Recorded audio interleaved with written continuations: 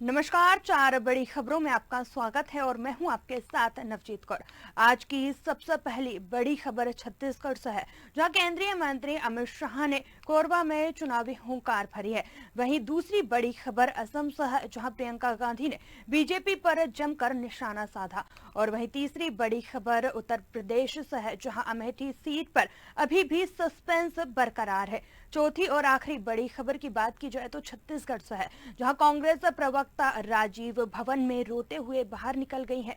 क्या है पूरा मामला, जानेंगे फिर करेंगे चर्चा।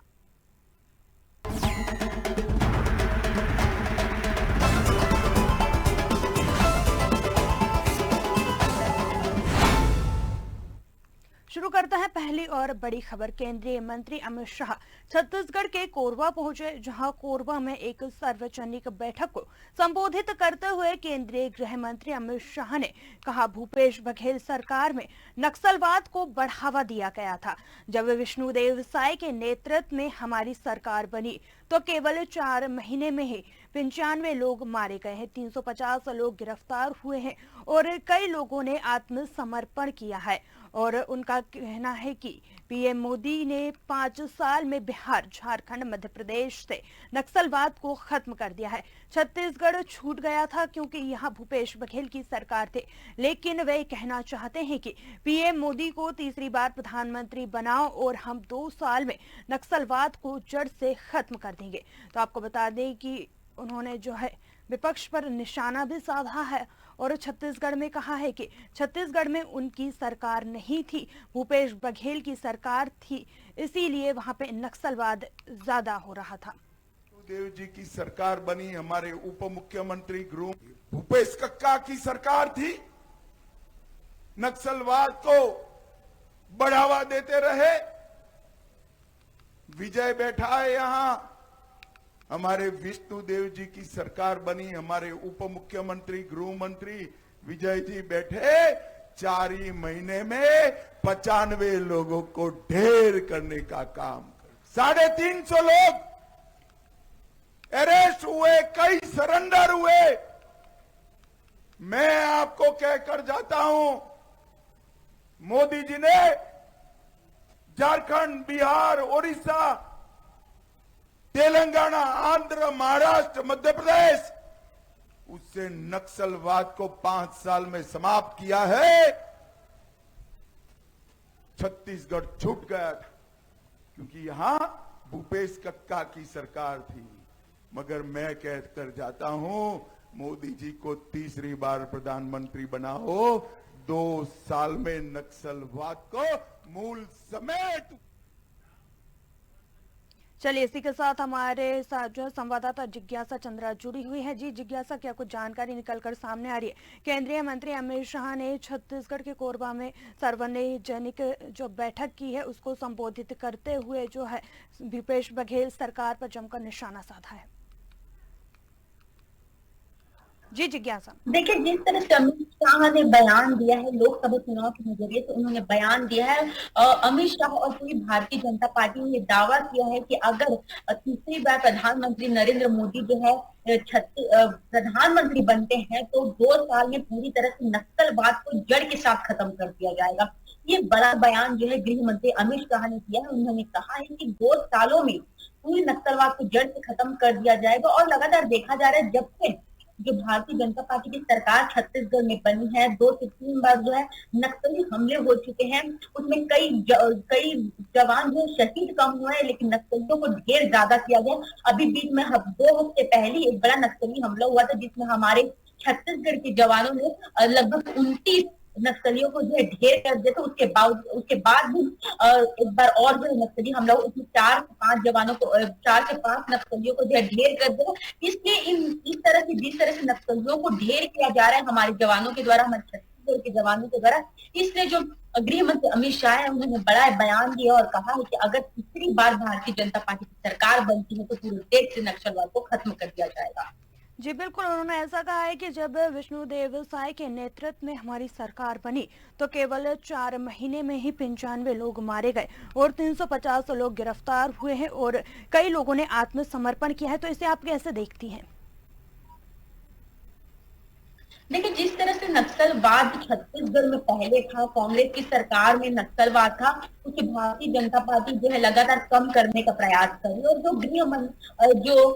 गृह मंत्री है, उप मुख्यमंत्री विजय शर्मा जो गृह मंत्रालय संभाल रहे, उन्होंने लगातार कहा है कि वो भी लगातार कहते आ रहे शुरू से, जब से भारतीय जनता पार्टी की सरकार बनी थी, हमारी सरकार के 5 साल पूरे होने से पहले ही हम नक्सलवाद को खत्म कर देंगे। और उन्होंने ये भी कहा है कि हम नक्सलियों के सामने बात भी कर सकते हैं। उन्होंने नक्सलियों को जो चिट्ठी भी लिखी थी कि हम नक्सलियों से किसी भी हाल में बात करने के लिए हम बात करने के लिए तैयार है, वे नक्सलियों से बात करने के लिए तैयार है, ताकि छत्तीसगढ़ में जो नक्सलवाद को पूरी तरह से खत्म कर दिया जाए। और जिस तरह से छत्तीसगढ़ के जवान नक्सलियों के साथ मुठभेड़ कर रहे हैं और नक्सलियों को ढेर कर रहे हैं, काफी जज्बाती बात है। छत्तीसगढ़ के लिए काफी गर्व की बात जो साबित होती है, क्योंकि इतनी बड़ी संख्या में एक बार में ही 29 नक्सलियों को ढेर करना छत्तीसगढ़ के लिए बड़े गर्व की बात है। अगर इसी तरह से चलता रहा तो वाकई छत्तीसगढ़ में जो है नक्सलवाद को जल्द से जल्द जो है खत्म कर दिया जाएगा। जिस तरीके से उन्होंने जो है भूपेश बघेल पर निशाना साधा है, तो विपक्ष की ओर से क्या कुछ प्रतिक्रियाएं निकलकर सामने आ रही है इस पूरे मामले को लेकर? देखिए, जिस तरह से मुख्यमंत्री उप मुख्यमंत्री विजय शर्मा बयान देते हैं या गृह मंत्री अमित शाह बयान देते हैं कि नक्सलवाद को हम जल्द से जल्द खत्म करने का प्रयास करें, तो विपक्ष जो लगातार हमलावर होता है भारतीय जनता पार्टी के ऊपर, विपक्ष लगातार ये कहता है कि जब 5 साल हमारी सरकार थी तो हमने जो है पूरी तरह से नक्सलवाद को खत्म कर दिया। तो हमारी तरफ जब हमारी सरकार की, तब किसी भी प्रकार के नक्सली हमले नहीं होते थे। लेकिन भारतीय जनता पार्टी की जब से सरकार बनी छत्तीसगढ़ में, जब से विष्णुदेव साय सरकार की बनी है, तो नक्सलियों को जो है एक तरह से बढ़ावा मिल गया है। राज्य सरकार बढ़ावा दे रही है नक्सलियों को, इसलिए लगातार जो है नक्सलियों को लगातार बढ़ावा दिया जा रहा है।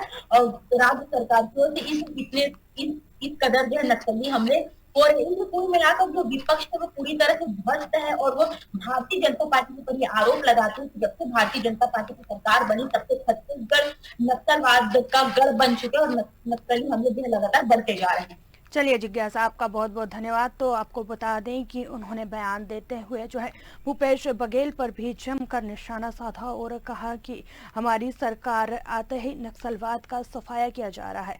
चलिए इसी के साथ बढ़ते हैं अगली खबर की ओर। तो अगली बड़ी खबर जो है, कांग्रेस की राष्ट्रीय महासचिव प्रियंका गांधी वाड्रा ने असम के धुबरी में चुनावी रैली को संबोधित किया। इस दौरान उन्होंने कहा है कि असम में माफियाओं का राज चल रहा है। जब आपके सीएम कांग्रेस पार्टी में थे, उनके खिलाफ गंभीर आरोप थे।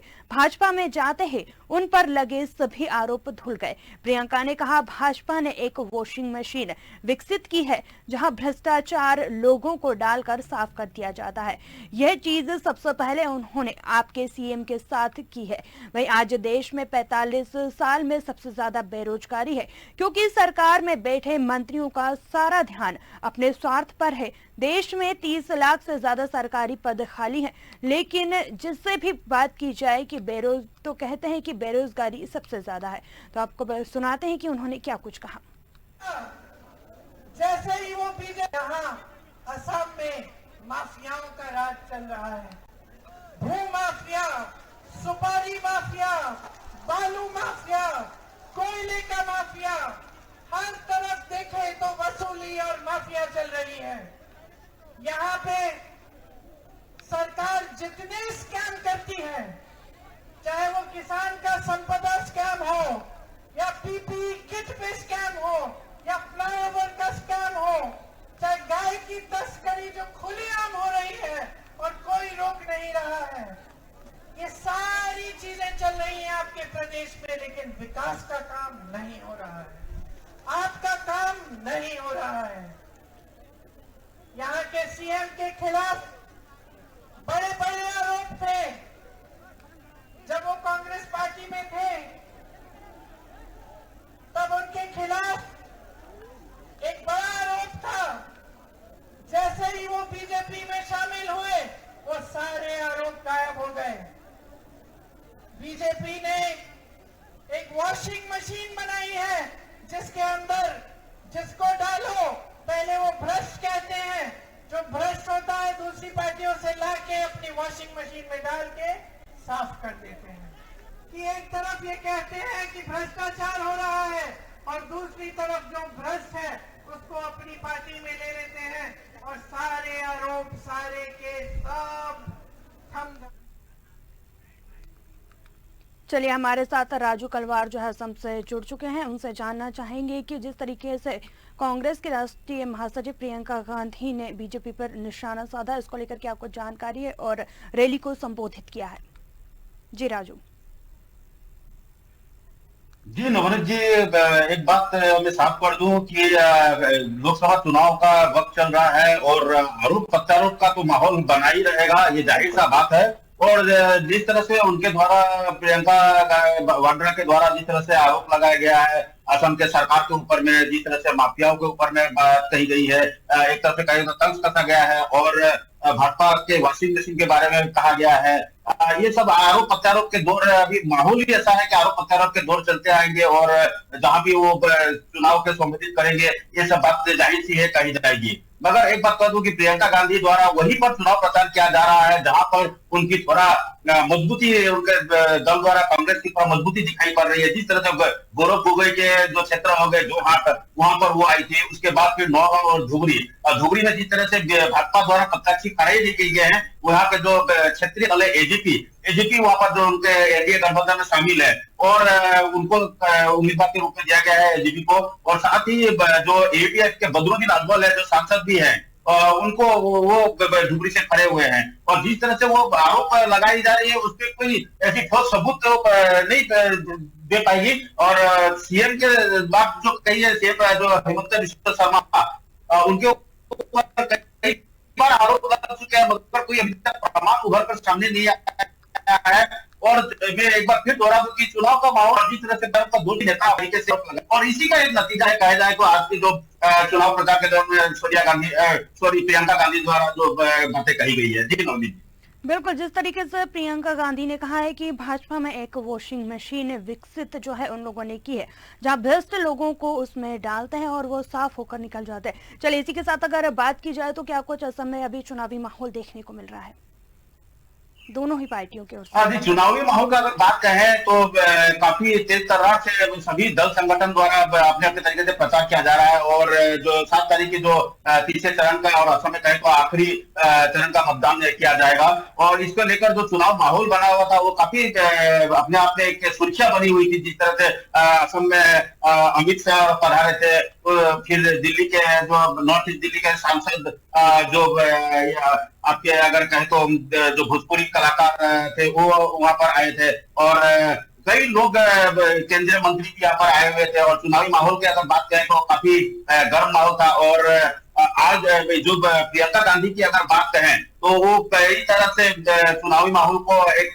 कटाक्ष के तौर पे जो असम के जो लोगों के सामने जो कटाक्ष किया, जो हेमंत बिस्वा शर्मा के ऊपर में कोई कटाक्ष किया गया है और जिस तरह से उन्होंने बयानबाजी किए हैं उनको देखते हुए वो लग रहा है कि और काफी वो सक्रिय दिखाई पड़ेगी। जी बिल्कुल भाई, बात की जाए तो जिस तरीके से उन्होंने बयान दिया है उस पर विपक्ष की क्या कुछ प्रतिक्रियाएं निकलकर सामने आ रही है, विपक्ष का क्या कुछ कहना है?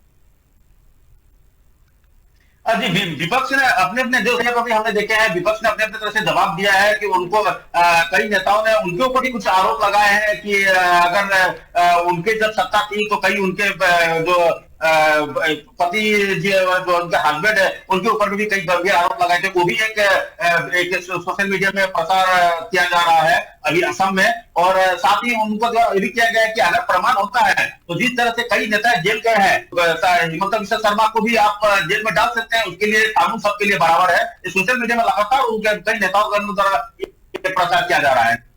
जी बिल्कुल, चलिए आपका बहुत बहुत धन्यवाद। तो आपको बता दें कि चुनाव को लेकर जिस तरीके से सरगर्मियां तेज होती जा रही हैं और आरोप प्रत्यारोप का दौर लगातार जारी है, इसी बीच जो है उन्होंने भ्रष्टाचार का आरोप लगाया है और कहा है कि सीएम ने जो है जिस तरीके से वॉशिंग मशीन में उन्हें डालकर जो भाजपा ने वॉशिंग मशीन विकसित की है उस पर उन्होंने तंज कसते हुए विपक्ष पर जमकर निशाना साधा है। चलिए, इसी के साथ बढ़ते अगली बड़ी खबर की और तीसरी बड़ी खबर अमेठी से है जहां कांग्रेस प्रत्याशी को लेकर हलचल तेज हो गई है। बैठकों का दौर शुरू हो गया है। सोनिया गांधी के सांसद प्रतिनिधि क्षेत्र में पहुंच गए हैं। कहा जा रहा है कि वे खुद भी अमेठी से उम्मीदवार हो सकते हैं। दरअसल अमेठी से कांग्रेस उम्मीदवार की घोषणा जल्द ही हो सकती है। वहीं जिले में कांग्रेस कैंप में हलचल तेज हो गई है। सोनिया गांधी के सांसद प्रतिनिधि और पार्टी के राष्ट्रीय सचिव किशोरी लाल शर्मा अमेठी पहुंच गए हैं। उम्मीद की जा रही है कि प्रत्याशी के नाम का ऐलान जल्द ही हो जाएगा। बैठकों का दौर शुरू हो गया है। कहा जा रहा है कि राहुल गांधी के अमेठी से चुनाव न लड़ने की स्थिति में किशोरी लाल शर्मा भी इस सीट से उम्मीदवार हो सकते हैं। हालांकि कांग्रेस के कार्यकर्ता राहुल गांधी को चुनाव लड़ने की मांग कर रहे हैं। भाजपा की तरफ से पिछली बार आपको बता दें कि विजेता सांसद स्मृति ईरानी इस बार भी वही मैदान में है और राहुल गांधी पर जोरदार हमले भी वो कर रही है। वही कयास ये भी लगाए जा रहे हैं कि राहुल गांधी अपनी मां सोनिया गांधी की सीट रायबरेली से चुनाव लड़ सकती हैं। आपको बता दें कि अमेठी और रायबरेली दोनों ही सीटों पर 5वें चरण में मतदान होना है, जिसके लिए नामांकन की अंतिम तारीख 3 मई है। तो आपको बता दें कि इसी खबर पर अधिक जानकारी के लिए हमारे साथ अनूप मिश्रा लाइव जुड़े हुए हैं। जी अनूप, क्या आपको जानकारी निकलकर सामने आ रही है? कांग्रेस ने जो है अभी तक सस्पेंस बनाकर रखा हुआ है। जी नहीं, बिल्कुल। देखिए, अमेठी और रायबरेली उत्तर प्रदेश की उन 8 सीटों में मानी जाती है जिन पर जो है गांधी परिवार का सभी कह सकते हैं कि दशकों से कब्जा रहा है। सोनिया गांधी की जो परंपरागत सीट रही है वो रायबरेली रही है। अमेठी से राहुल गांधी लड़े हैं, राहुल गांधी वहां से सांसद रहे हैं। इस बार क्योंकि राहुल गांधी और सोनिया गांधी दोनों ही सीट पर नहीं लड़ रहे हैं। पिछली बार अमेठी से स्मृति ईरानी ने राहुल गांधी को हराया था और रायबरेली सीट एकमात्र ऐसी सीट है जहां पर कांग्रेस को सोनिया गांधी कहा तो सांसद चुनी गई थी। अभी क्योंकि फिलहाल आपको बताते 3 मई को नामांकन की अंतिम तिथि है। कांग्रेस के अभी तक कोई जो है वहां पर प्रत्याशी नहीं उतारा है। 3 नवंबर की भी बैठक हो गई। बैठक में भी इस पर जो प्रत्याशी तय नहीं किए गए हैं। आपको बता दें कि जो सांसद प्रतिनिधि है सोनिया गांधी के किशोरीलाल उनके किशोरीलाल शर्मा वो अमेठी आए हैं और उन चर्चाओं का दौर ये भी बताया जा रहा है कि वो स्वयं अमेठी से चुनाव लड़ सकते हैं। ये भी कहा जा रहा है कि अभी जल्द ही आज शाम तक या कल सुबह तक ये उम्मीद है कि क्लियर हो जाएगा कि वहां पर चुनाव कौन लड़ सकता है। आपको बता दें कि अमेठी से राहुल गांधी की चुनाव लड़ने के लिए लगातार वहां की जो स्थानीय इकाई है और वहां के जो लोकल नेता हैं, प्रदेश के और भी कई नेता हैं जो लगातार प्रयास में है कि राहुल गांधी वहां चुनाव लड़े और प्रियंका गांधी रायबरेली पे चुनाव लड़े। लेकिन अभी तक कोई भी ये स्थिति स्पष्ट नहीं हो पाई कि यहाँ पे कौन लड़ेगा, क्योंकि आपको बता दें कि पिछली बार स्मृति ईरानी ने राहुल गांधी से चुनाव में हराया था और वो वायनाड चले गए थे, वायनाड में चुनाव लड़े थे। इस बार भी वो वायनाड से प्रत्याशी थे और वायनाड में इलेक्शन हो चुका है, वहां पे वोटिंग हो चुकी है। तो अब स्थिति ये बचती है कि आखिर प्रियंका गांधी या राहुल गांधी अमेठी रायबरेली से कौन होगा। सूत्रों के हवाले से एक खबर और आ रही है कि प्रियंका गांधी क्योंकि रायबरेली पे चुनाव लड़ना चाहती है और राहुल गांधी भी रायबरेली पे चुनाव लड़ना चाहते हैं। उनका पारिवारिक डिस्प्यूट भी आ रहा है सामने। परिवार की तरफ से कह सकते हैं कि राहुल गांधी प्रियंका गांधी दोनों लोगों में दोनों ही लोग सोनिया गांधी की सीट जो रायबरेली चुनाव लड़ना चाहते हैं। स्मृति ईरानी एक बार राहुल गांधी को हरा चुकी है, कोई भी वहां पर रिस्क नहीं लेना चाहता है। एक पारिवारिक डिस्प्यूट भी नजर आ रहा है। राहुल गांधी कभी भी नहीं चाहते हैं कि प्रियंका गांधी फ्रंट लाइन पर लड़ाई लड़े, फ्रंट लाइन पे चुनाव लड़े। वो संगठन में तो रहे लेकिन वो फ्रंट लाइन पे चुनाव न लड़े या फ्रंट लाइन की राजनीति में आए। तो एक पुरानी कह सकते हैं कि पारिवारिक लड़ाई कांग्रेस में भी देखने को धीरे धीरे नजर आने लगी है और वो चर्चाएं खुल करके हो गई है। लोगों के आम चर्चा भी होने लगे हैं कि पारिवारिक सीट हो गया है। वही सोनिया गांधी की सुरक्षित सीट हो गई है, पारिवारिक रही। पिछली बार मोदी लहर 2014 की मोदी लहर और 2019 की मोदी लहर में भी सोनिया गांधी वहां से सांसद बनी, तो एक वो सुरक्षित सीट भी कही जा सकती है गांधी परिवार की। तो ये तीनों कई फैक्टर बताए जा रहे हैं राहुल अमेठी और रायबरेली की सीट पर। वही अगर तो ये कहा जा सकता है कि जो किशोरीलाल शर्मा है हो सकता है कि वो अमेठी पे चुनाव लड़े और राहुल गांधी सोनिया गांधी की जो परंपरागत सीट है रायबरेली पे चुनाव लड़े। ये दोनों स्थितियां हो सकती है, लेकिन अभी कुछ स्पष्ट ये नहीं कहा जा सकता है स्थिति क्या होगी। लेकिन इतना जरूर है तो सांसद का अमेठी आना ये दर्शाता है कि बहुत क्लियर हो चुकी है हो सकता है कहां तक या कल सुबह की स्थिति स्पष्ट हो जाए, क्योंकि 3 मई को वहां पर नामांकन है और सिर्फ 2 दिन बचे हैं। आज का और कल का दिन बचा है, परसों तो नामांकन ही होना है, लेकिन अभी कुछ स्थिति स्पष्ट नहीं आ रही है। अब कई जो सूत्र बताते हैं या कई जो वरिष्ठों के हवाले से खबर आ रही है कि हो सकता है राहुल गांधी सोनिया की जो परंपरागत सीट है वहां पे चुनाव लड़े, नामांकन भरे, लेकिन अभी तक कोई स्पष्ट खबर ये नहीं मिल पा रही।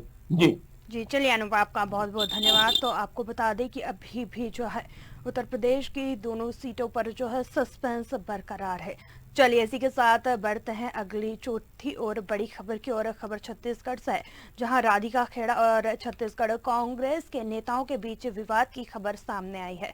कहा जा रहा है कि राजीव भवन में राधिका खेड़ा स्थानीय नेता और प्रवक्ताओं के साथ मौजूद थी, तभी ये विवाद हुआ। बताया जा रहा है कि जब मीडिया के बयान देने को लेकर नेताओं में विवाद हो गया। चर्चा है कि कांग्रेस पार्टी के मीडिया के काम में दखल अंदाजी को लेकर बहस शुरू हुई। तू में इस कदर बढ़ गई कि राधिका खेड़ा रोने लगी। इसके बाद उन्होंने इसकी जानकारी पीसीसी चीफ दीपक बैज और पार्टी के बड़े नेताओं को दी है। तो उनका जो है वीडियो भी वायरल होता हुआ नजर आ रहा है, जिसमें वे रोती हुई निकल रही हैं।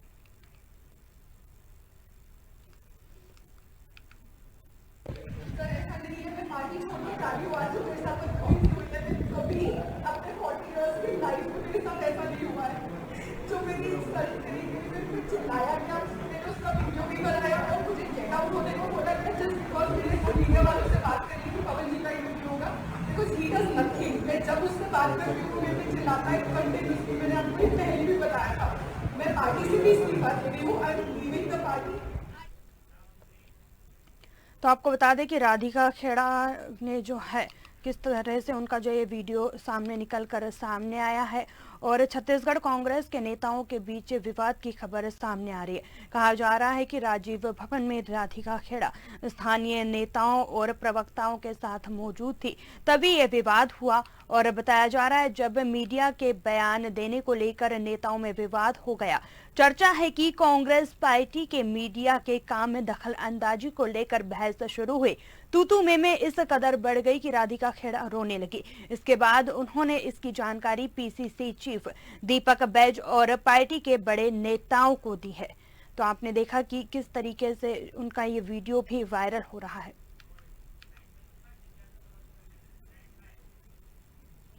चलिए हमारे साथ जिज्ञासा चंद्रा जुड़ी हुई है। जी जिज्ञासा, क्या कुछ जानकारी निकलकर सामने आ रही है? राधिका खेड़ा और कांग्रेस के नेताओं के बीच ये विवाद की खबर सामने आ रही है, इसको लेकर। कल देर शाम की बात है जब राधिका खेड़ा ने प्रेस वार्ता को संबोधित किया था। उसके बाद मीडिया जब बाइक लेके वापस चले गए, तब जो संचार विभाग अध्यक्ष सुशील आनंद शुक्ला और जो राष्ट्रीय प्रवक्ता राधिका खेड़ा, उनके बीच में कुछ बात की हुई, जिसे लेकर वाद विवाद बढ़ गया। और बताया जा रहा है कि राधिका खेड़ा जो है रोते हुए जो राजीव भवन है कांग्रेस कार्यालय, वहां से अपने होटल गए। तो बताया जा रहा है कि राधिका खेड़ा ने ये आरोप लगाया है कि जिस संचार विभाग सुशील आनंद शुक्ला है, उन्होंने जो बहसबाजी जो है उनके साथ की है, इसका जो नतीजा बहसबाजी की राधिका खेड़ा को राष्ट्रीय थाना में इसकी शिकायत दर्ज करानी पड़ी। उन्होंने रोते हुए वायरल हो रहे तो उन्होंने कहा है कि हर बार मेरे साथ ऐसा ही होता है और मेरे साथ इसी तरह की बदतमीजी से मेरे साथ बात की जा सके। उन्होंने रोते हुए उनका एक वीडियो भी वायरल हुआ है, जिसकी शिकायत उन्होंने जो पीसीसी के दीपक बैज है उनके साथ और आला कमान से की है, और इसकी शिकायत जो उन्होंने जो है खमादी थाना में दर्ज कराई है। जी बिल्कुल, जिस तरीके से कांग्रेस बात करते हैं सशक्तिकरण की, तो इस तरीके की जो घटनाएं निकल कर सामने आती है, इसे आप किस तरीके से देखती हैं? क्योंकि कांग्रेस पार्टी में ही महिलाओं का सम्मान नहीं हो रहा है। जी जिज्ञासा, देखिए जिस तरह से वीडियो वायरल हुआ है और राधिका खेड़ा जो बात कर रही है उसका भारतीय जनता पार्टी फायदा ले रही है। भारतीय जनता पार्टी के तमाम नेता ट्वीट कर रहे हैं एक्स पर और उनकी बयानबाजी भी कर रहे हैं। भाजपा के नेताओं का कहना है कि कांग्रेस के अंदर कांग्रेस महिला सशक्तिकरण की बात करती, महिलाओं को एक लाख रुपए देने की बात करती, लेकिन जिस तरह से कांग्रेस के अंदर राष्ट्रीय अध्यक्ष को जिस तरह से अपमान किया जा रहा है वो काफी निंदनीय है। तो काफी निंदनीय है। अगर भाजपा का ये कहने का कांग्रेस का भी अपनी राष्ट्रीय प्रवक्ता का जो सम्मान नहीं कर सकती, वो देश की महिलाओं को क्या सम्मान करेगी। अगर इस तरह की बयानबाजी होती तो इन सब का नतीजा जो है उन्हें लोकसभा चुनाव में भुगतना पड़ सकता है। बताया भी जा रहा है, ये बात सूत्रों के मुताबिक भी सामने है कि राधिका खेड़ा जो है, जिस तरह से उनका बयान है कि वे कह रही है कि उस पार्टी में नहीं रहना चाहती है, इस पार्टी से इस्तीफा देना चाहती, तो इस तरह की बात सामने आते कि हो सकता है कि आने वाले समय में वाकई जो राधिका खेड़ा वो पार्टी को भारतीय जनता पार्टी शामिल करते। चलिए, आपका बहुत बहुत धन्यवाद। तो खबर आपको छत्तीसगढ़ से बता रहे थे, जहां राधिका खेड़ा और छत्तीसगढ़ कांग्रेस नेताओं के बीच ये विवाद की खबर निकलकर सामने आ रही है। चलिए, इसी के साथ 4 बड़ी खबरों में फिलहाल इतना ही। मुझे दीजिए इजाजत। नमस्कार।